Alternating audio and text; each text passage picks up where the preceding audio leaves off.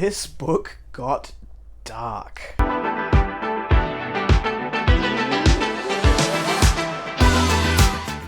Hello everybody and welcome back to A Fictional Escapist. My name is Chris and today's video is all about the Soul's Instruments book review by Mark Holloway.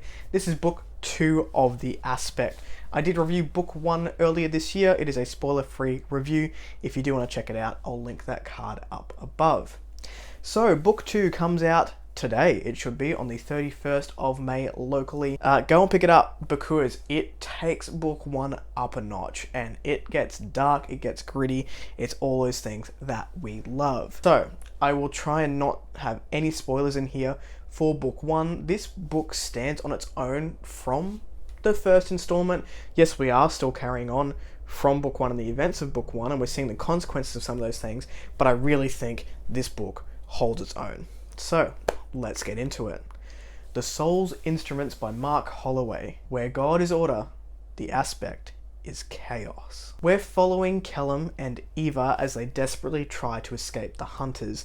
This would be made a lot easier if Kellum wasn't so afraid of using the aspect and what it could do to all the loved ones in his surrounds. Towards the end of book 1, we find out that Kellum's actually pretty powerful and he now carries 2 names, the Butcher and the Hero, neither of which he asked for, but both parts he must play if he wants to survive in this world. We do follow Kellum and Eva for a majority of this book, but there is a second POV which I'll introduce in just a little bit. Once out of immediate danger, Eva and Kellum embark on this epic and dark journey, trying to uncover the secrets of the past, carrying along with them an ancient tome which only a select few know how to translate.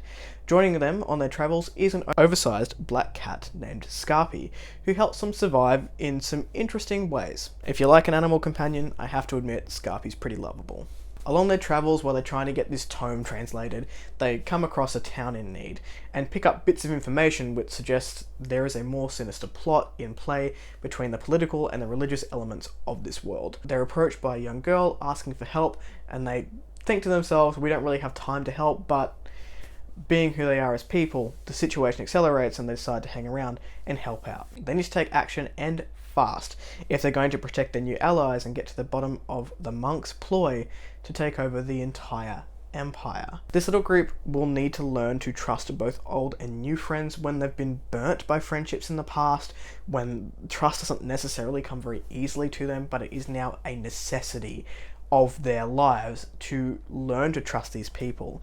They're going to have to pick up fighting skills. They don't know how to fight and they have to learn along the way, which makes the stakes quite high in a couple of these scenes, and they're going to have to put together the pieces of a much bigger puzzle than they initially thought. Now, we do have a second POV in this book which is a man by the name of Brock. Brock was one of my favourite characters in book 1, and I don't want to go into too much detail because he becomes a big part of this story, and a part that you really feel for, but it's just, I can't go into too much detail. I really enjoyed Brock's character in book 1 and the friendships that these boys had with each other, and it's very interesting to see a different side of this character in book 2 through the second POV. So Brock's POV is much smaller than Kellum and Eva's, but very interesting. We're following this man who is fueled by thoughts of vengeance and grief and loneliness and despair, and he's clinging to the aspect as a magic system, as a solid in his life to regain a sense of control and a sense of power. The biggest praise that I can give to the Soul's Instruments is that it has blown this world right open. We got a glimpse in the Soul's Aspect, which was book 1, whereas in book 2 we now have a world. We see this world for what it is. We were protected from this world in book 1, and in book 2 we have sinister machinations between the monks and the Vins, each putting emphasis behind their version of what is right. We see the little people, we see the townships, we see hardship, we see people trying to keep up with the world around them just to stay afloat.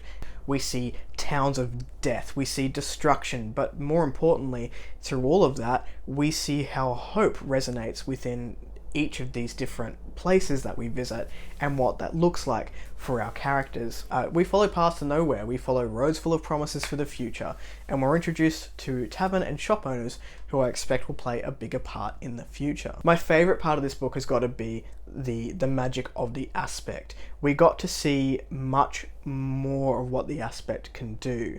The magic of this world is fascinating. So if you remember from book 1, it's basically drawing energy from different sources. The aspects pull energy from the surrounds. It could be a fire, it could be a tree, it could be another person, and it comes from this plane which exists between a physical and almost an astral world. Learning to control it is another matter entirely.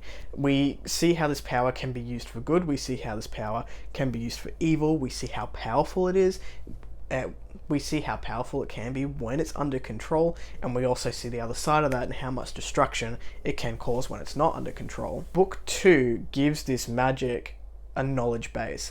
It gives it a rich, if morally grey history, which again makes this world feel fuller than the first installment. Now, my biggest praise for book 1, which was just how well the friendships were written, does also carry over into book 2.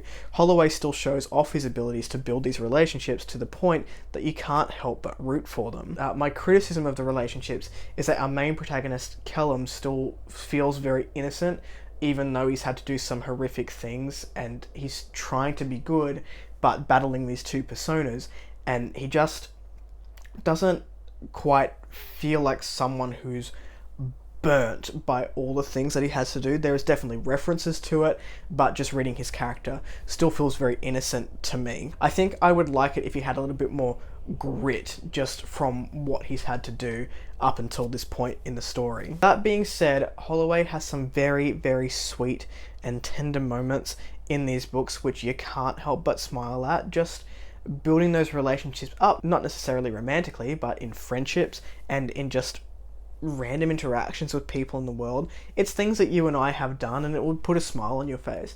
Being able to cut some of the tension with not necessarily humor, but those lighter moments is very powerful when you've got a dark book, and it's something I loved about The Kings of Radiance by Luke Schultz. This book read fast. I did not move for the last 150 pages. It picked up the ante, and I had to know what was happening next.